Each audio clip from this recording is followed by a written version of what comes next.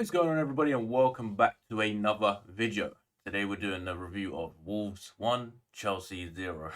I don't really know what to say anymore. Like, that was one of the worst games I've watched. I was so bored, bro. I was so bored. Least thing we can say about the Liverpool game and that's the Villa game. It was at least somewhat entertaining to watch. It was frustrating, but it was entertaining. This was so fucking boring, dude. Like, I remember it was like, once they scored, I was like, game over. You know what I mean? Game was finished. Like, we should have just forfeited the game at that point. Everyone should have gone home. Because everyone knew Chelsea ain't scoring no goals, bro. Didn't even get close. I don't even think their goalkeeper touched the ball, bro. I, I don't even think Jose saw touch the ball in that entire game. Um, just shocking. Like, it was so bad. Like, I don't even know what excuses these men have anymore. Thomas Tuchel couldn't get these men to do anything at the start of the season. They were scraping results. Graham Potter hasn't been able to get these men to do anything. And then Bruno had one game, they still couldn't fucking do anything. And then fucking Frank has here one game, nothing. Like, again, this was what, like, they didn't show anything today. I think the only player who actually tried was Fofana. I mean, I think Gunnar Gallagher ran around. I think, Reece James and Enzo tried to link up and tried to do something, but Reece James was awful. But yeah, it's an absolutely dreadful performance. Like, this goes down as one of the worst games I've watched. I mean, the only thing I can say is, these men, like, hoping that Real Madrid don't show up on Wednesday, bro? Are they hoping Real Madrid stay at home and they get a win by like default or something? Because Real Madrid are gonna absolutely ruin these men. Like, is that what they're waiting for? They're just like looking at Real Madrid and going, "Yeah, fuck the Prem. We already we're not even safe, bro. 39 points." Like, I know it's a long shot, but these men down there, they're all winning games. They're all playing each other. The points are getting dispersed evenly, bro. Chelsea could finish like 16th at this rate if we're not careful. But, let's get into the review of the game. Frank's team, I was disappointed to see a far at the back. I think if he's been watching Chelsea, he knows. Like, we played 4-3-3 under Graham Potter for a while. When Enzo Fernandez first came in, the Fulham game, and the game surrounding that one, we were playing 4-3-3 and we couldn't create anything.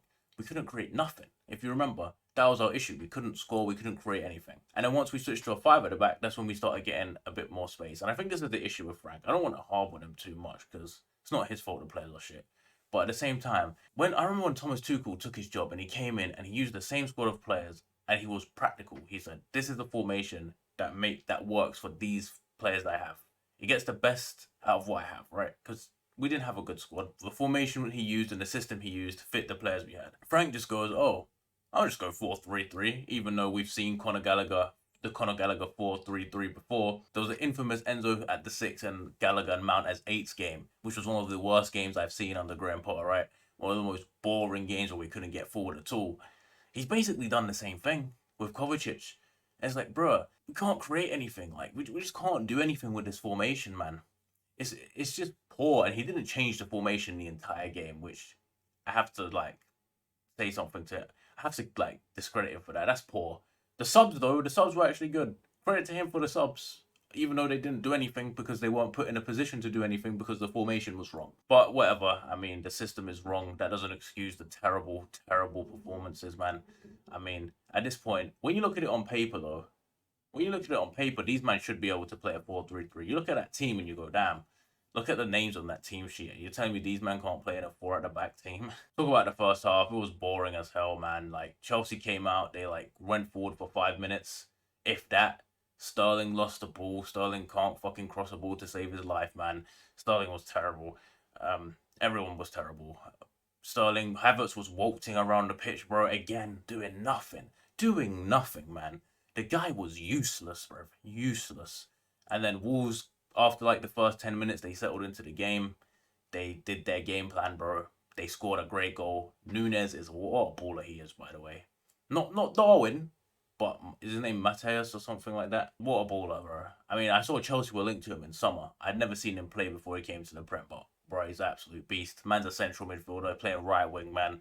What a goal that is. I see people blaming Kepa for that. I mean, that's Cucurella. If that's anyone's fault, I haven't watched it back, but Cucurella is fucking watching, bro. Go close him down. No, we're not going to close him down. It reminds me of that first Kepa season, right? Where everyone was harping on him because he wasn't saving long shots.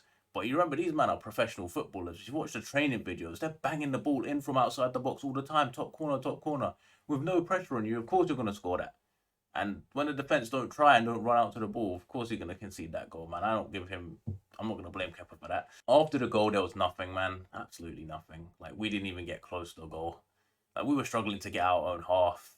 Wolves just sat everyone in their half, and they were like, "Yeah, come on then. We know you can't break us down."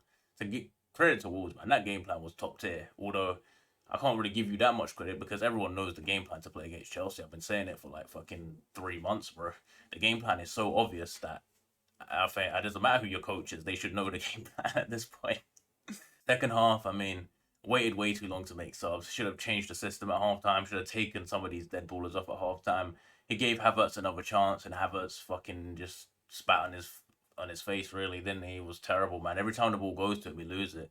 Guy doesn't try. Like he clearly doesn't try, man. No one can tell me otherwise. He doesn't try.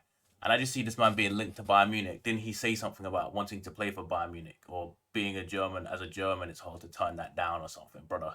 You think you're gonna play for Bayern Munich? You're playing like this? No shot, man. No shot. But the second half, there was nothing, man. Players just falling on the ground all the time. Like they just try and buy fouls, and then they don't do anything when they finally get a foul. The referee wasn't good, but brother, when you're just falling on the ground consistently, what do you expect the referees to do, man? Just stand up. Just stand up. I mean, there's not really anything to say, bro. Real Madrid are going to smoke Chelsea on Wednesday, man. Karim Benzema, I mean, he's probably going to set a record for Champions League goals scored in one match, especially if we play a four at the back. If we play a four at the back, it's dusted. It's over. I don't care if Kante's back or anything like that, man. I know Kante got rested, but I think he rested Chilwell as well. He brought him on at the end. The season can't end soon enough for me, to be honest. I don't even know if I'll be watching the rest of the games in the Prem at this point. Like, we're going to lose every single one of them. Might get a draw here and there if we're lucky. We ain't going to win any, that's for sure. As long as we get over 40 points, I guess, is the main thing. We'll do player ratings, even though there's no point. We'll go with Kepa first. I'm gonna have to give him a 4. I mean, I don't think he could have saved the goal, but like his passing was terrible today. Like it was terrible. And when it's a back 4, he just has no options. Like he's really good at his short, close range passing, right? But when there's only 2 people and they close him down, and he has to start kicking the ball longer, I mean the ball starts going out for throw, and it's just like Mendy. So yeah, for Reece James, I mean he tried. For the most part, it seemed like he tried, but his crossing was poor. I mean, we had like 5, 6, 7 corners in this game, and each one of them was terrible. Not one corner made it to where it needed to go. And for that, you get a 4, my friend. I mean, I don't care. Like, you're meant to be the best player in the team. Start playing like it, man. Like, your form recently has been poor. There's no excuses for that. Fofana was by far our best player. I'll give him a 7. If he wasn't on the pitch, probably would have lost the game 2 or 3-0. To be fair, I mean, he was actually winning the ball back consistently. He was strong. He was driving with the ball when he had the chance. His passing was pretty much flawless. They kept fouling him. I was scared he was injured, but he was our best player by far. Koulibaly, he's just a donkey, man. He's just a donkey. Man got bodied by Hwang, bro. And then the referee felt bad for him because they were going to score and allow her. I'll give you a foul. But it wasn't a foul. Man just got bodied, bro. Like, got bodied by someone half his size. Crazy. I mean, he's just out of position all the time. He can't pass the ball. He's just there, man. I don't know what Badishu has done to these managers not to even get a fucking minute recently, but whatever. He gets like a fucking 3, man. I don't know. He was terrible. Cucurella was awful. Give him a 3 as well. I mean, the goal he's lost. I mean, there was a few times in the first half they give him the ball and his cross hits the first man. I mean, he passes the ball backwards again. Like, there's one time João Felix is running and he's pointing for the ball and the man don't pass with the ball, man. Like, grow some balls, brother. You're gonna lose the ball anyway. Might as well fucking pass it forward. Yeah, he was awful. He was awful. I'm with him a 3. The midfield 3, Enzo was playing deep. I mean, they closed him down, bro. This was one of his worst games because he has no space on the ball. When there's a 3 at the back, he always has an option. Again, I mean, there's no options for him. He did play a nice few switches over to Reece James, and Reece James fucked it up a few times. He took a few touches to cross the ball in. There was a nice link up there. You could see they were trying something, but yeah, I have to give him a 5. It wasn't good. Gallagher, he ran around. He got a yellow card. There was a few nice forward passes, but for the most part, it was nothing. He wasn't really involved. But I think he was one of the better players on the day. I give him a 5 as well. Kovacic gets a 4. Terrible, man. Absolutely terrible. The ball comes to him on the edge of the box again, and where do you think the ball went? There's only 2 options when he shoots. It's the crowd or it hits the man in front of him because it's trickling along the floor. Yeah, I mean, I'm sick and tired of him, really and truly, man. Man's always complaining to the ref for no reason. Guy can't pass the ball. Guy, it's just tired, man. I know he's a quality footballer, like you can tell, but bro, he's not cut it out for the Premier League. I think maybe he should go to Spain, back to Spain, or like back to Italy, where he can hide and do what he wants to do. Because when he plays for Croatia, when he plays for Chelsea, it's totally different, man. The front three on the right wing, we had Donkey number one, Sterling, terrible man. Like he got the ball in some decent positions, but what he does with it, nothing. I'm starting to question this signing, man. My man left Pep Guardiola to come to a relegation battle. That is crazy. That is crazy. He's been terrible, man. He's been underwhelming to say that. Like I don't know what to say about him anymore because I think he's a good player. Like he scored some good big goals for us this season, like the Dortmund one, but he just doesn't perform consistently. I know he's had a few injuries, but bro, today was awful. Today was really really bad. Although we weren't put in a position to succeed, he has to get a three. João Felix on the other side, he was of the front starting three. He was the best. He had another shot that went straight at the goalkeeper though. So what can you do, man? He hit it at any corner. At least make the goalkeeper dive. He beat a few man. He got fouled a few times. He tried, man, but people just not passing the ball in the right places, and he could see he was visibly frustrated. I give him a 5.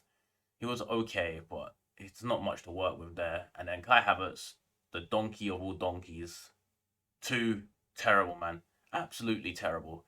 And you know what's criminal, bruv? Whenever I tell my friend about the games, he always goes on SofaScore and checks the ratings and goes, "Well, Havertz got a decent rating. How did he play bad? You're just scapegoating him." No, brother. If you watch this guy play, fucking hell, man, he is useless. He is so bad. I'm sorry. He needs to go.